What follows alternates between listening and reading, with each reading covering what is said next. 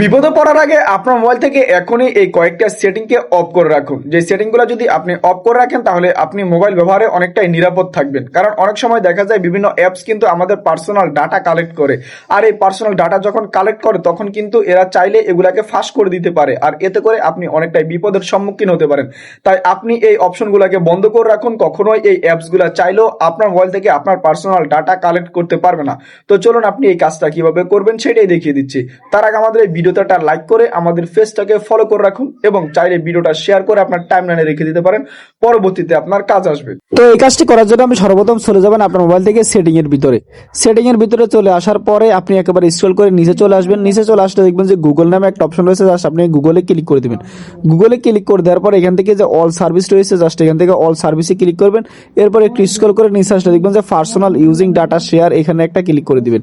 এখানে ক্লিক করার পরে এখানে যে আপনি 4টা অ্যাপস দেখতে পারবেন, আপনার ক্ষেত্রে আরো বেশি থাকতে পারে।